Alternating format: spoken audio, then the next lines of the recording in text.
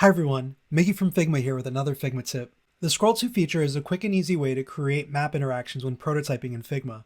Today I'll show you how to quickly assemble an interactive map with areas of interest using Scroll To. I'm starting off with an iPad mini-sized frame, a map component, a component that serves as a placeholder, and a few buttons that I'll be using to navigate. First, I'm going to create a new frame inside of my iPad mini frame. This will be my map interaction area. I'm going to use the same dimensions as this window component over here to help me define the areas of interest on my map. 560 wide by 640 tall. Next, I'm going to duplicate my map and place it inside of the frame that we just created. Use Option Drag to duplicate the map and hold the Command key to place it inside of the window frame. Now go to the prototype panel and set the scrolling to be both vertical and horizontal.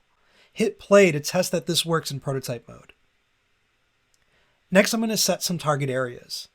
I'm going to unclip both my map frame and my device frame to see the whole map. I'm going to drop instances of my window placeholders to be targeted areas. I'm essentially framing these areas visually. This will mean I don't need to set offset values later.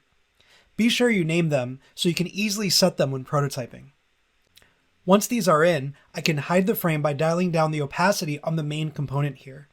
I'm going to set my map frame to be clipped again and will now assign interactions to my buttons. I'm going to select all of the buttons here and assign them to tap interactions with Scroll To. Now I will individually assign each button to a target matching them to the placeholder names. Purple is center circle, green is main area, orange is space station, peach is service area.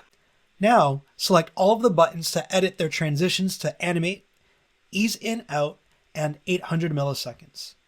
Now it's time to test. You can see the map scrolling area will work both on its own and with the Scroll To buttons I have here on the left. Let me know if you have any questions. Be sure to look for more Scroll To example files in the Figma community.